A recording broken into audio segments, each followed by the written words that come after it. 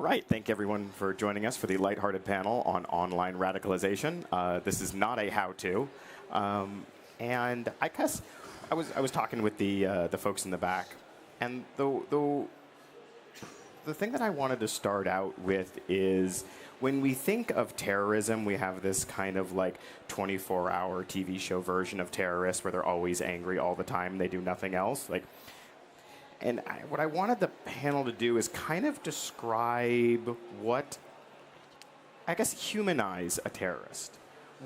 Who are they? When they go online, are they like shopping for shoes and then they see an ad for ISIS? Are they actually are they already terrorists and they want to know how to kill people in the West? I mean, get us into the psychology and the personality of who these folks are. Let's go down the line. Well, I mean, there are people who have lives, but let's take a look at the region that we're talking about. 65% of them are under 30, 30% are unemployed. Some of them live in extreme poverty, and they have grievances.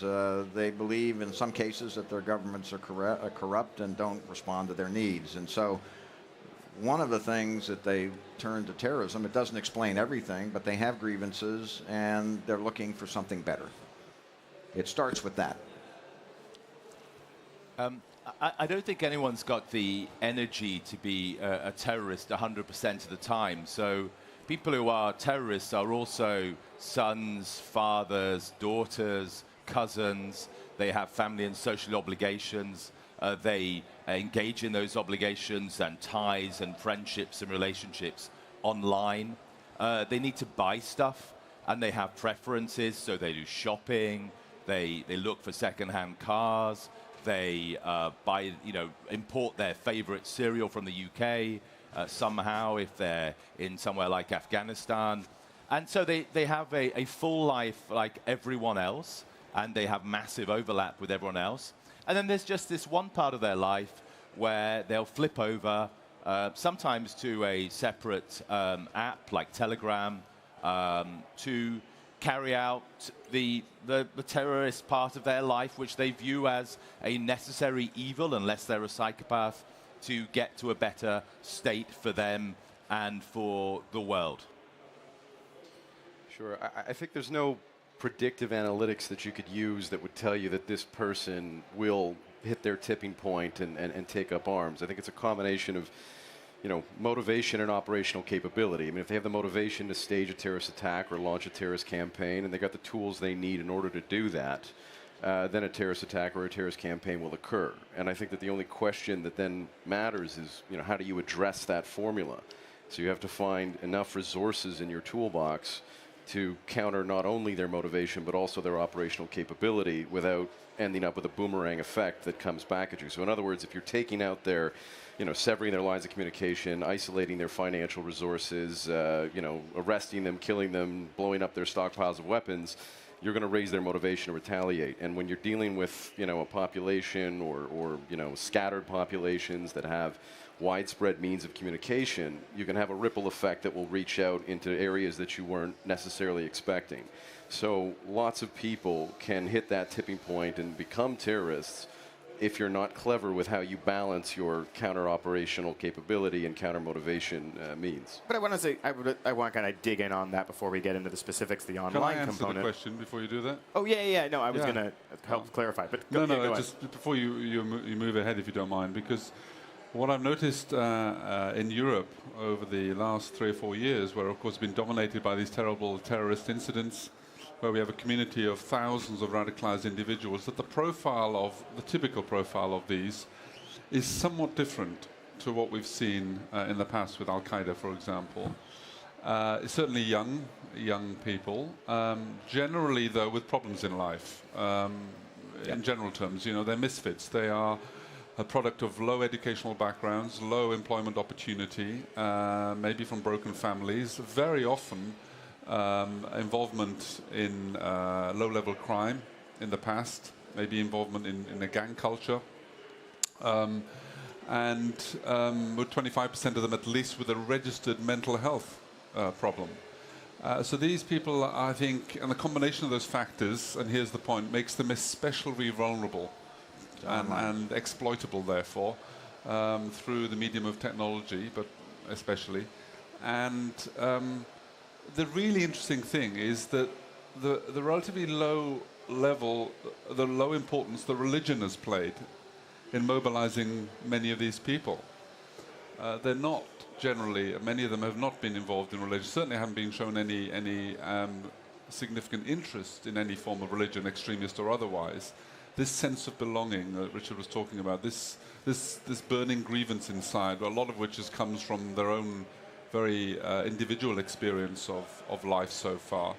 And along comes this great idea, mythical idea, that if you join the caliphate or if you pick up a stone and throw it at a police officer, somehow it gives you a better life. And in the minds of very impressionable 16, 17, 18-year-old people, you know, that kind of message works. So I really like that, and I'm trying to get a sense of who these folks are and what they would be without online radicalization. So if you take the profile of the very small percent of people who ultimately become terrorists, if none of this had existed and they didn't have an opportunity to be terrorists, what would they be? What kind of, like, would they be an accountant? Would they go to college? Would they end up in jail? Would they be in gangs? What kind of person do they end up being in life if they don't be terrorists? And then from that, like, what is the message that they hear online often that is most convincing to flip that switch from going to be an accountant to being a terrorist?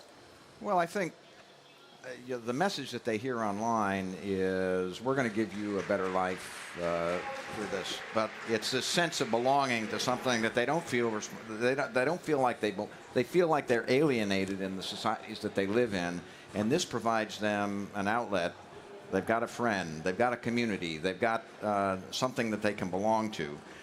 It's more or less an answer, a drive to feel more important than they feel in their everyday lives. That's one thing. I mean, maybe there's the lure of, got some sort of job that they don't have. But what they would become if they didn't have terrorism to turn to, they'd probably be in a lot more trouble with the law. They'd probably do more prison time. They'd, you know, a lot of these things, I mean, Robert's absolutely right.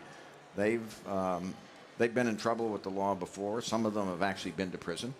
And nothing's looking up for them.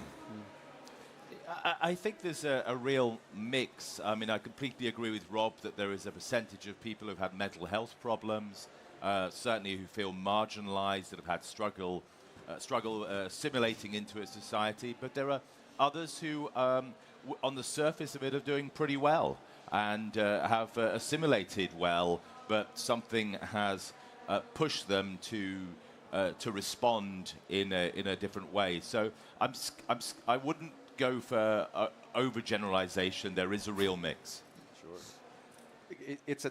Terrorism is a tactic and a strategy, you know, and I think that going back to your question of what pushes these people to leave their, you know, homes and go and take up arms in Syria and Iraq is really, it's a question of tailoring their strategic communications, because what they're using to recruit people from country A could be totally different as to what they're using to recruit people from country B.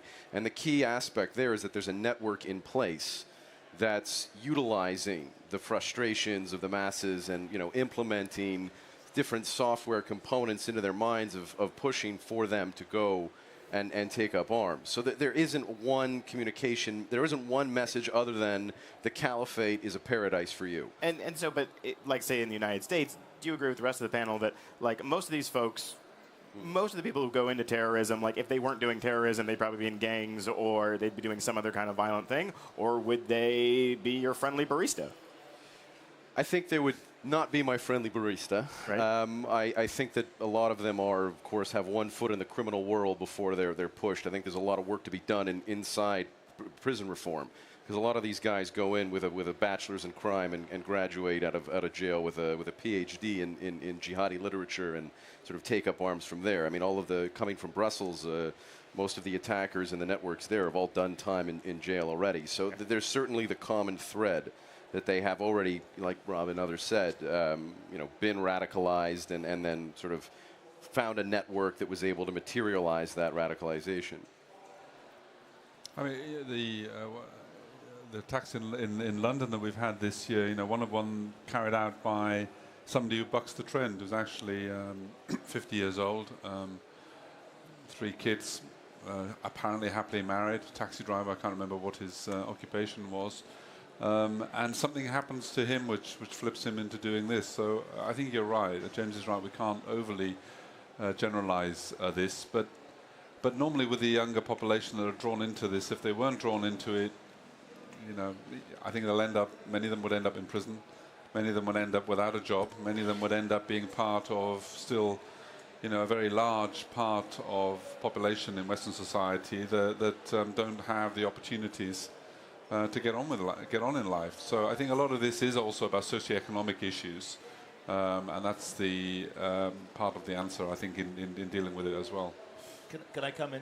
Yeah. I mean, I think it's also about finding meaning. I mean, one of the problems in our society is what's your purpose? What are you for? Are you just an economic actor who's going to work in a warehouse or be a barista? What is it beyond that? And I think people are looking for meaning, and the internet helps put lots of opportunities up to you. It can be a favorite sports team, it can be some obsessive interest, or it can be terrorism, and it's quite easy to interpret as just another internet micro trend. So one last question on the personality of these folks, and then we'll go into the online and what the tech companies can do.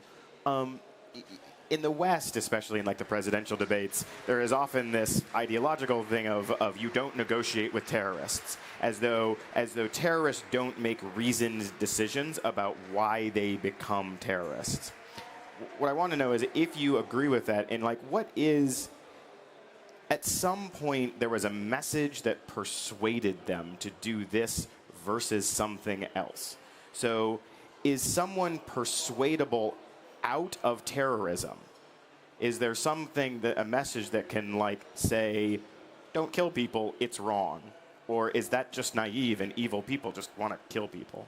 I think the evidence of people who have already become radicalized, either online or some other way, the evidence that you can turn someone back, there are cases where that has happened, but basically most of those programs fail. If what you're talking about somebody who's already been radicalized. Yeah, but on the path to radicalization, is there at some point, are they more persuadable on the path, or are they just evil? Well, in the long run, the solution is improving some of the conditions that are the precursors. Economic conditions, more inclusiveness, not ostracizing people in sort of segments of the societies that they live in. But that's a very long-term thing. Are there counter online radicalization programs that companies could help with? Yes, I mean, the right message, and no one knows exactly what that is. Very important, the right messenger. Governments aren't considered to be very credible with people who are susceptible to this. The right audience at the right time. I think the idea that they can be turned back, and obviously we're not dealing with rational people in the main. So if you take the case of what happened on Bastille Day in Nice, 85 people killed by a guy driving a truck. The individual responsible for that seemed to have been radicalized very, very quickly, actually, to go from generally being on the periphery at best of a suspected radicalized community, very quickly deciding to do not just an act of terrorism, but one of the worst we've seen in Europe ever, actually. So the idea then that this guy thinks it's a good idea to kill so many people in that way, brutalized way, and to start down the promenade in Nice and kill the first 10 people, 12 people, and then to carry on and deliberately swerving into groups of people to maximize the number of casualties. I mean, this is beyond any attempts to rationalize it, to think that they can be persuadable back. And the path to radicalization, as I said in his case, was a very, very quick one. So that guy's got a mental health problem, if nothing else. And, has to be, we have to see it through the prism of that factor, I think. I think you've got to define people by what they do. So, I mean, he's clearly a murderous, psychopathic terrorist, and that's what he is forevermore. And nothing can ever change that. But I'm very wary of people who create classes of terrorists because they're linked to an organization. And I think you should keep an open mind on those people and define the organization as narrowly as possible to give yourself more flexibility. I mean, the only thing I would add to that is it really depends on the ecosystem that the individual is living in. You know, you take Belgium, for example, not just because I reside there, but it's proportionately the highest exporter. Do you have friendly baristas in Belgium? Some, but Okay. if you go into the wrong neighborhood, you might find yourself in some trouble, and it's because there's an ecosystem in place that, you know, if you walk past the bookstore, you see literature that's making people very comfortable with the idea of death. If you go into certain homes, you'll see that they're idealizing and romanticizing the journey to Syria and Iraq. And there's a network in place already there that's telling them that they're under threat, and it's their duty and obligation to go and take up arms. What makes them a terrorist is who the target is. It's not where they come from, who they are, if they had a difficult childhood. It's if they're targeting civilians. That's the key aspect of a narrow definition, is targeting civilians for political purposes. And in this case, there were networks in place that had 20, 30 years to mature that were telling these people that, you know, your host nation will never accept you, that your, you know, community your obligation and your duty is to go and fight with your brethren back in the region and sort of take up arms and target the civilians that you need in order to achieve that goal. And, you know, nobody gets from Belgium or anywhere else to Iraq and Syria without a network that's already in place that's providing them operational, logistical, financial support, giving them fake documents, giving them weapons, giving them religious radicalization, a whole range of tools to add to that toolbox. And the bigger concern that we're seeing now is what happens when these guys come back. You know, Mosul fell. You know, the caliphate is over. But a lot of these guys are going back to their home countries. Some of them will be welcomed as heroes. A lot of them have already come back. And we're now faced with a situation where the homeland security threat is, you know, mounting on a weekly basis. Okay, so two more questions, but let's go with this one. So let's pretend you all are kings now, kings of your own country, and you can do whatever you want. There is no political opposition. If you could do one thing that you would think would have the biggest impact to stop online radicalization, would know it, and any tech company would do it, and a legislature would immediately pass it, what would it be, and what do you think that would do? Go down the line. Well, I mean, if I were king, and I don't know that a tech company would do this, I would redistribute income in a way that you don't have so much economic inequality, and I would create more plurality in the society, and I think that would go a long way in the long term to making these individuals less susceptible to terrorism. Okay, so like we're thinking like basic income, elimination of poverty. You're king. You want to get rid of online radicalization, but this is the idea. Okay, right. We have one for basic income, getting rid of online radicalization, or some redistribution mechanism. I like this. Okay, and what percent of terrorism, online radicalization, do you think that would eliminate if there were no poverty and we could just give out cash to everyone? It'd eliminate a lot. I don't know what percentage. 90%. 90%. But remember, there are 3.3 million Muslims in the United States. Fewer than 300 of them have been radicalized to the point where they've gone to Syria, committed an act on U.S. soil, or have gone to Syria. 300. Now, there are probably more that have not, gone the next step of actually going to violence, but that's an awful small number of people. So grievances don't explain everything. Huh? Interesting. Okay, I like this. Great. Right. Okay, go on. You're king. Think big. I'm king. Okay, so if I were king, I would want to organize a lot more social events and activities and gigs and festivals and free Netflix-type subscriptions to keep young people occupied. Netflix, chill, and peace. Netflix, chill, and peace would reduce terrorism by about, implemented properly, 50%, I'd put it. That's great. We got basic income. We got Netflix. these are things we can do. We can get.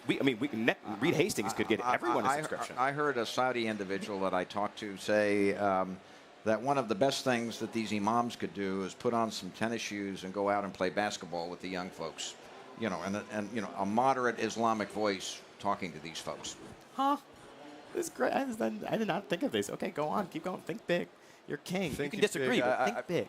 Thinking big, I would try and start from the ground up, which is to say that I would hopefully be able to build a local community of experts in different sections of the society that would be able to do civil society outreach.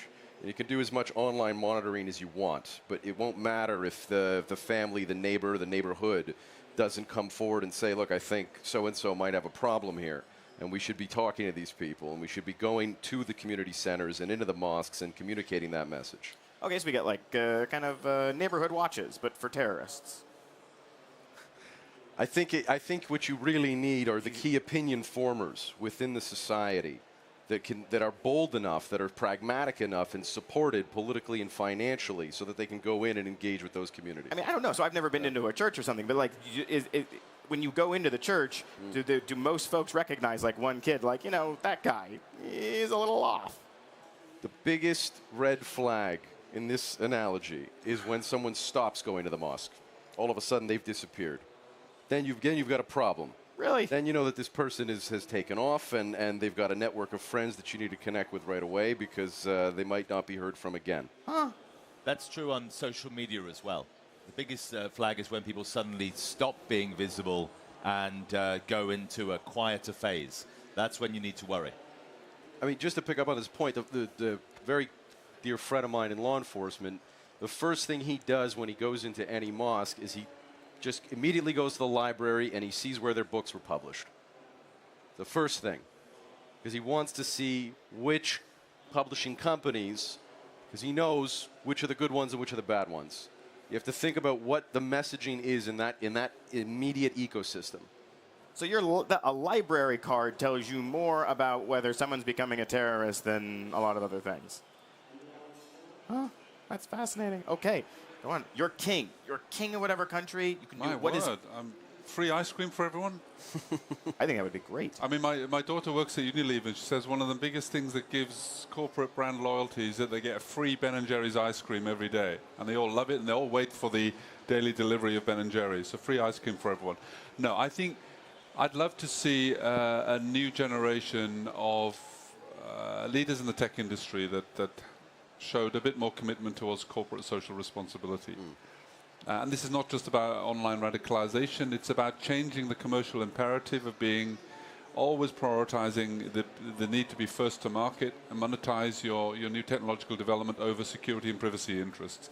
And so I'm not sure as a king I could sort of impose a new leadership over the tech industry. But you could. Let's say every tech CEO is like, what do? We will do it tomorrow. All right, that in itself is counterproductive. But I just, we talk about corporate social responsibility. For a lot of companies, it's just a name tag, and it's not something that they're generally committed to. Okay, so every tech CEO would make social responsibility and kind of counterterrorism a part of the DNA of the company. They would have like an expert on hand who could be like, don't put that feature in. Yeah. Someone will get radicalized. And free ice cream as well. And free ice cream for everyone. Okay, so going to that, we have basic income, Netflix, chill, and peace, neighborhood monitoring, and libraries, and a counterinsurgency expert in every product team. And free ice cream. And free ice cream, but that goes back to basic income because that's what you can buy. Cheapest way to buy happiness.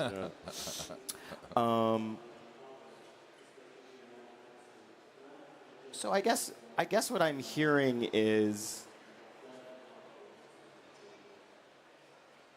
when you have a notion of a terrorist, you kind of think these folks are just like psychopathic and evil, and you can do nothing to do it. And then once they're reached out to, they automatically become terrorists. What I'm hearing from you guys is there's a long, dark path that happens to these guys since they fall through the cracks, and then terrorists snatch them up. And so maybe the best thing we can do is kind of focus a lot more on, is it just the fact that we should focus a lot more on like fixing society and that fixed terrorism? Or is there a lot we can do? Just go straight after terrorists? You have to work on both. I mean, it's quite controversial. and it gets into the area of censorship and privacy and all of that. But I think that the tech industry needs to do a lot better job. In the banking industry, banks are responsible for identifying in suspicious activity reports the idea that people are money laundering and the customers. They have to know who their customers are. To that extent, the tech industry can do a better job in sort of identifying suspicious activity online. And, you know, this is a very controversial thing, but if I were king, I would, I would forge a better relationship between law enforcement and the tech industry on identifying people who are looking at this stuff and, more importantly, engaging in conversations with online radicalizers. So that something can be done about it and interventions can be made. Do you think... that's very controversial, however. So YouTube cuts off videos of ISIS, these very well-produced videos. Is there a world in which you want those videos to be online because it kind of tells you who's watching them and then it's above ground? Or is it better just to like completely cut them off? Well, the second option, if we could do it, of course. But the fact that we're unlikely ever to reach that stage means that while they are available, of course, we should use it. We should harvest any intelligence gain that we can, but we need to do it very, very quickly before shutting down the availability of these videos, of course. If you had your choice and you're the head of a company, do you say, like, just leave the videos up and let's harvest the data of who watches them? No, no. If I have a choice, I said create an automatic protocol that removes every... Of course, then the definition of what is a terrorist act, but forget if setting that aside, to create something that would remove it within a few seconds each time automatically. Of course, that deals with because it's such a frontline problem of fighting today's form of international terrorism. It's a major, major part of the challenge that we face, and if we can remove that, it would be a significant step forward.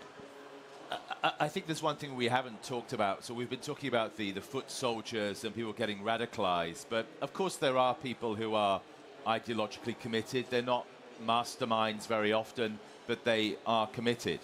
And with ISIS, they were very successful with a program of using terror to win large areas of territory. And that's extremely dangerous. I think you have to be winning. You have to show that this is a failing struggle, this is a failing ideology. So I think all the things we've talked about, Netflix, chill, free ice cream, community action, they do have to be combined, and we really need tech company support on this, with a determined attempt to push back against terrorism, to arrest where that's possible or where it's not possible, kill people who are determined to kill us. And so I don't view those as inimical. So, but you said something in the first part of this comment. I kind of want to get the panel's reaction. So, if we had a massive campaign that says ISIS kind of sucks, it's not cool, it's also a big loser, and it's just failing, and this was persuasively done, do you actually think this would convince people who would be terrorists not to become terrorists?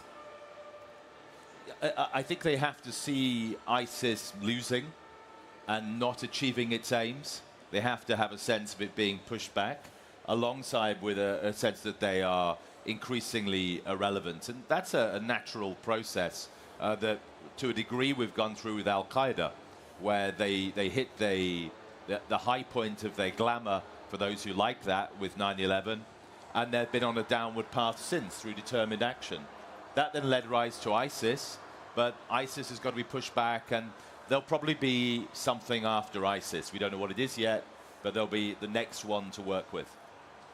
There's a big difference between killing terrorists, which then tends to create more terrorists, and killing terrorism, which is a much more complex thing that deals a lot with solving the problems that create terrorists in the first place. And, you know, in my own country, we probably focus too much on killing terrorists rather than killing terrorism. Huh? That's a good phrase. I think there'll never be a shortage of people with, you know, a massive frustration that can be recruited from to go and engage in terrorist activity. But they're always recruited by upper middle class, well-versed, sophisticated people that know how to go in and manipulate those youngsters and others. The recruiter might And be your friendly barista. So the recruiter might be the friendly barista. Right. They know how to hide in plain sight. That's Right. for sure. Right. Are these guys psychopaths, or are they just like they By were a, convinced by by a something? flip of the pen, I'd say they're highly intelligent and sophisticated, not psychopathic. They know exactly how to manipulate people. Right. You know, there's never going to be a shortage of a pool of recruits, but you need to focus on who is recruiting them, where they're coming from, where their money's coming from to underwrite the expenses of going around to recruit the personnel, and making sure that you kind of stop it in its tracks before it gets out of hand. Got it. Okay, I'll leave you with the last word. Yeah, I agree with James, by the way, that international terrorist groups come and go, and they will always be replaced by new iterations of it. I think what we have seen with ISIS, though, is a much more innovative, widespread use of technology, and that's here to stay, probably, with future versions of that. So technology-enabled terrorism will remain a feature, I think, of the problem that we face in the future. I'm still a little surprised that we don't have groups that are making greater use of cyber capabilities more generally, and of course we all fear what that might bring in the future. Technology is here to stay in terms of what terrorism means for us all. Okay, thank you all for joining us. I hope you got something out of it. The speakers will be on the right side, or I guess your left side of the stage afterwards, and you can go up and talk to them. Thank you.